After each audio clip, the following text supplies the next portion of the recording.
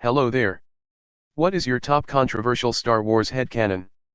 Padme should have paid for Shmi Skywalker's freedom immediately after the Battle of Naboo and given her a home there while Anakin trained with the Jedi? After all, she was the enslaved mother of a hero crucial in the liberation of her planet and all the people of Naboo. Padme's lack of action led directly to Anakin's fall to the dark side. Also, Jar Jar being a Sith or at least a spy working for Sidious would have been a genius move. The fact that they just abandoned Shmi to continued life as a slave was such a bad move. If Anakin had simply had the reassurance that his mother was safe, he'd never have fallen to the dark side. Plus, one less slave in the galaxy would be a pretty good reason, too. A recent comment thread on that meme about Qui-Gon having Anakin call him master got me thinking about how there's a really important unexplored sub-theme of the prequels of how Anakin comes to see the Jedi as another caste and his younger self represented by younglings and Ahsoka, which has them all as slaves to the Jedi in a way. Imagine his conversations with Padme exploring more of these ideas, where they discuss how caste systems, including Jedi Padawan and Masters, can be dangerous. Then you have Palpy further pushing this idea, needling Anakin about whether Obi-Wan is really his brother or just another master, and perhaps Anakin is himself enacting such enslavement by being a master to Ahsoka. It might break down when you think of it in more detail, but I think the films, because they were more kid-focused, largely ignored how influential his and his mother's enslavement may be in how he sees the Jedi. For a teenager it would be easy to manipulate them in that situation to prod them with hey, maybe they're failing to grant you the title of master is just a continuation of your slavery, and if they are really so concerned about people, why didn't any of them free your mother? Not one? It would be, how do you say, more ironic, for Anakin to fall victim to that and become a force for the Empire, which in turn enslaved even more people. But I guess not liking sand is a better angle. You have to admit, it is pretty coarse and irritating, and it absolutely gets everywhere. Honestly, this idea makes Anakin's entire story even more sad. He was never truly free, and constantly lived in subservience until his last moments.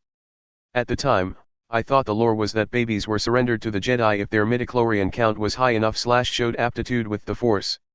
Taking Anakin and leaving his mother to her own devices seems like one of the sins the Jedi were committing that resulted in the Order being destroyed, and one of my disagreements with Lucas that the light side is the Force in balance instead of the light side and dark working together. I do think that Jedi left parents behind on purpose so that Padawans wouldn't have any emotional attachment. I think they underestimated what it would do to Anakin.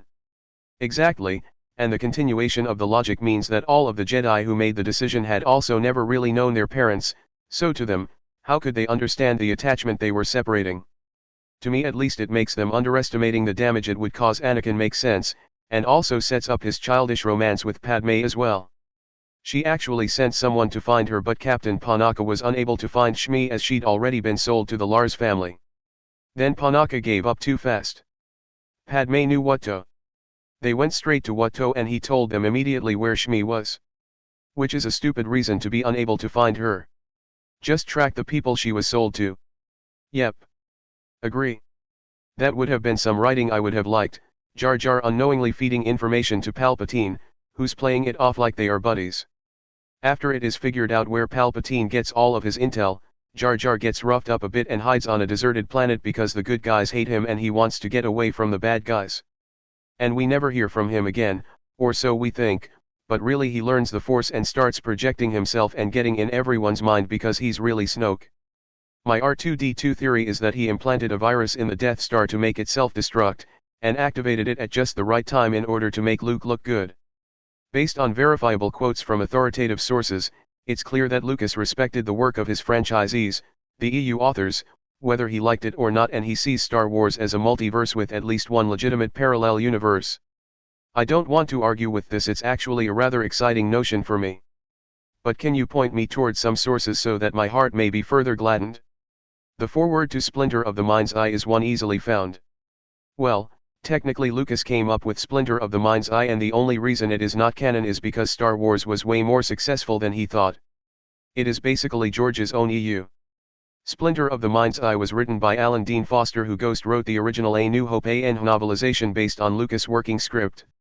George didn't come up with the idea or the plot, and I think that would have come out by now, since Alan Dean Foster having ghost written A New Hope has come out. The only input George had was that splinter of the mind's eye had to be easily adapted for film in case A New Hope bombed and George still wanted to make a low-budget sequel. As far as canon, it was C-canon with most of the EU until the wipe in 2014. Another is the foreword to Monsters and Aliens, in which he validates the work of design collaborators. I'll leave it to the reader as to the implications of his statements there. Obviously, I have my opinion. Next, he calls the EU a parallel universe in a couple of interviews, and I take that literally. Lastly, he never uses the word canon to qualify or disqualify a creative franchisee's work, thus his parallel universe statement and his continuity of personal statements and the tiers of canon arguably clarify that Star Wars is a multiverse. Thank you for coming to my TED Talk. LOL. Look up the making of Tales of the Jedi series, not the comics, and see how much he was involved. Darth Plagueis author James Luceno took 7 years to write it, as he had to negotiate a lot of the stuff, which like really deep lore, with Lucas albeit indirectly. Ewoks are terrifying murder hobos. They are legit, dangerous threats. The special editions edits were, aside from a few obvious bits, a really good idea that has actually preserved Star Wars as accessible to a newer generation, plus made it a little more consistent across the board plot-wise. I agree with this one in general. I don't like Jabba in 4, but that's about my only big issue. The Jedi Rock song in 6 isn't that bad either. Jabba in 4 I will happily concede, a CGI monstrosity that robs him of any mystique when he does appear in 6. I'm with you here. If they kept the New Hope Jabba scene on the cutting room floor and didn't change the Greedo scene, I doubt there would be much controversy. However, I still think the theatrical version should always be available for historical reasons if nothing else. Han's hover walk over Jabba's tail is goddamn hilarious. Replacing the original Emperor with Ian McDiarmid in Empire Strike Back was definitely a great change. I remember being so confused as a kid about why the Emperor looked so different in Return of the Jedi. Midichlorians don't ruin the concept of force sensitivity and aren't bad as an explanation for force sensitivity. I saw it as clunky exposition to describe Anakin's potential power in a quantifiable fashion, which led to gamification ideas by fans and some authors, i.e., injecting midichlorians, and taking away an egalitarian approach to being a force user, which has sort of survived in the novelizations describing Obi-Wan having a very average, barely enough inherent connection to the Force but still being a great Jedi through hard work and practice. Training versus natural talent.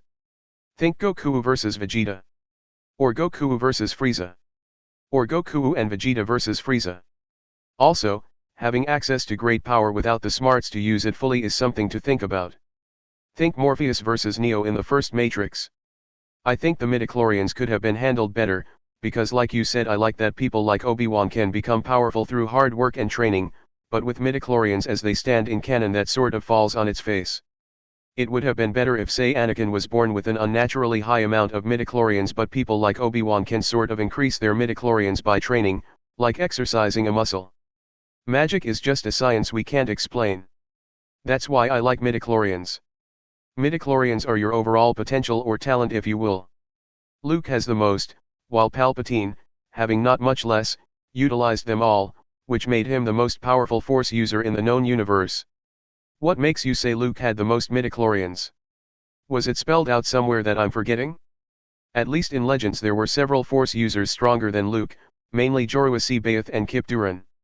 Just because Luke is special doesn't mean he is the strongest. Yeah, his dad had a huge amount of midichlorians, but his mom had few or no midichlorians, so he might have ended up with an average amount. Okay, so how could cells in the body possibly be connected to the Force? There is still some magic happening. The problem is that midichlorians are not actually an explanation of anything, they just push the question down the road. Midichlorians have many chlorians in their cells. Microchlorians. I actually agree with this, but I do think they were still a very unnecessary explanation. Star Wars is awesome and I don't care what you like or don't like about it. It's all awesome.